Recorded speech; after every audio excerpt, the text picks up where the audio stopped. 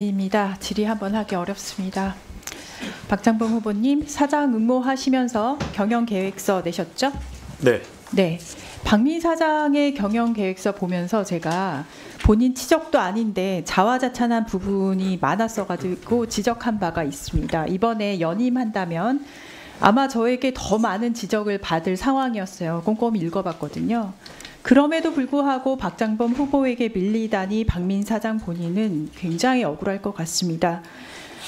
그래서 후보께서 내신 것도 꼼꼼히 읽어봤어요. 읽으면서 굉장히 이상한 부분이 있었습니다. 어떤 거냐면은 엄청 좋은 말들이 쓰여 있는데 어느 누구나 이야기할 수 있는 그런 내용이었어요. 굳이 잘못 쓴 내용이 있다는 게 아니라 그렇다고 특징도 없는 박장범이라는 사람 말고라도 어느 누구라도 그 자리에 이렇게 바꿔 앉아도 아무런 이질감이 없는, 그렇게 사장이 무존재감에 가까운 경영 계획서였어요. 그래서 궁금했습니다. 어떻게 이렇게 특징 없는 계획이 나올 수 있나. 초보도 이런 초보가 없다. 어제 인사청문회 첫날 겪으면서 알게 됐습니다. 후보는 경영인으로서 본인의 생각이 없었어요. 후보 잘못이라기보다는 경력이 없어서 그럴 수도 있습니다. 그나마 딱 하나 본인 생각을 이야기하신 게 있습니다. 저에게 어제 파우치라는 조만한 백이라는 단어를 선정한 게 용산의 가이드라인이냐 본인의 의도냐 재차 물었을 때 겨우겨우 본인의 의도라고 답을 하셨고, 그거 딱 하나입니다. 그래서 제가 보았던 맹탕이었던 경영계획서의 실체를 이해를 하게 됐고요. 좋은 말에 짜집기. 저에게 이런 계획서 들고 오면 저는 바로 반려합니다. 내용이 없어서요.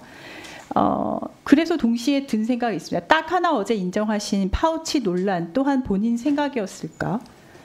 아니었을 가능성이 높겠다라는 가설을 세워보았습니다. 해서 지금 여러 의원님들께서 대담 질의서 취합 과정, 정리 과정에 대해서 그래서 질문을 드리는 거예요. 어느 곳에서 그 파우치라는 생각이 튀어나왔나? 그 가설을 함께 검증하고 싶으실 거고 협조하실 거라고 믿습니다. 그러니까 자료 제출 요구는 꼭 응하셔야 돼요. 본인을 위한 길이기 때문에. 이번 사장 공모에서 후보자야 어제 말씀하신 걸 들어보니까 잘해보고 싶어서, 혹은 어제 언급하신 대로 30년 경력, 그리고 잘할 수도 있을 것 같아서 이번 정권 끝날 것 같은데, 곧 끝날 것 같은데 다음 정권 오기 전까지 사장 자리 한번 해보자, 그런 단순하기 짝이 없는 의도 우리가 믿는다 치고요. 경영 초보자를 뽑은 KBS 이사회에 저는 책임을 강하게 물어야 할 상황이라고 봅니다. 불법적인 이진숙, 김태규, 방통위, 2인 체제에서 선임된 KBS 이사진의 능력치에 저는 책임을 묻고 싶고, 이에 대해서 법원에 문제 제기를 하셨던 KBS 이사님들 중에 한 분께서 제 질의 말미에 의견을 주시면 좋겠습니다. 후보, 박민 사장 하에서 KBS 감사실 직제 규정 위반 문제 혹시 알고 계시나요? 네, 알고 있습니다. 네. KBS가 박민 사장으로 인해서 많이 무너지고 있을 때 그나마 견제 장치인 감사실 제대로 작동을 안 했어요. KBS가 경영난부터 시작해서 문제투성이라고 우리 어제 다 얘기했어요. 해서 감사실 문제부터 한번 짚겠습니다.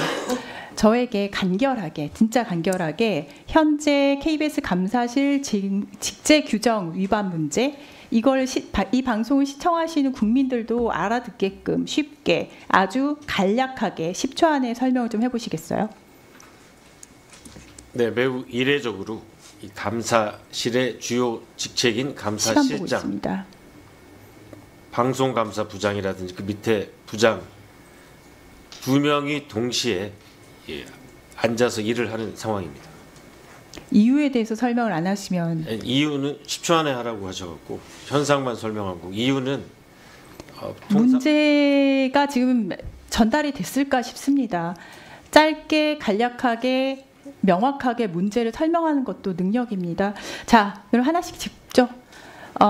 직제 규정에 따르면 감사실 부장, 실장, 부장 몇 명씩이십니까? 원래? 부장이 방송감사부장, 기술감사부장, 기획감사부장, 경영 4명 있는 걸로 저는 알고 있습니다. 실장은요? 실장은 1명입니다. 네. 지금은 몇 명씩 있죠? 자리는 슬라이드 실장, 준비해 주세요.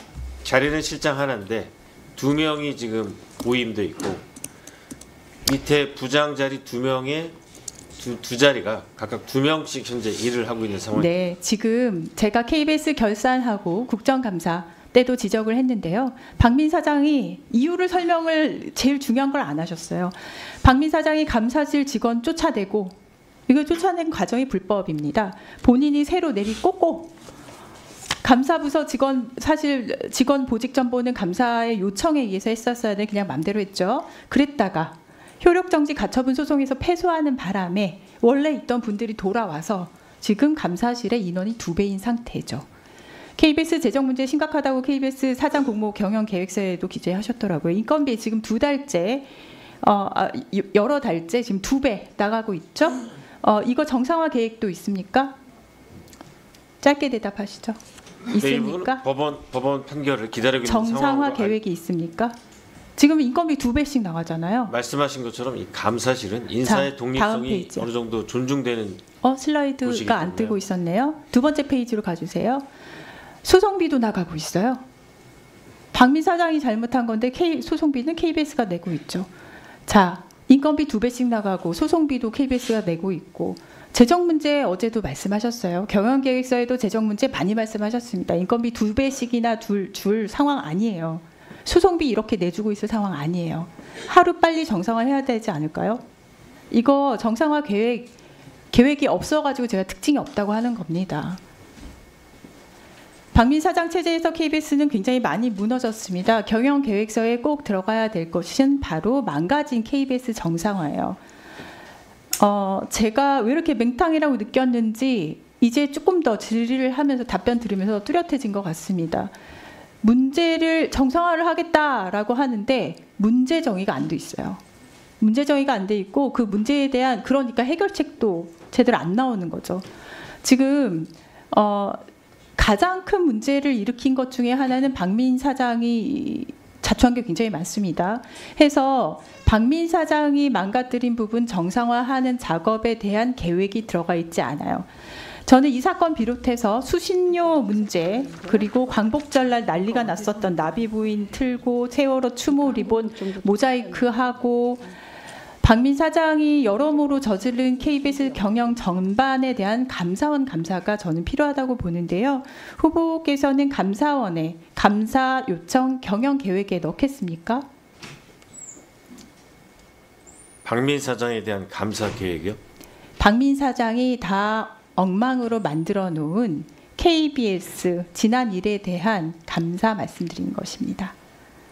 그 부분은 제가 이 자리에서 말씀드릴 수 있는 사안은 아닌 것 같습니다. 제가 어제 말씀드렸죠.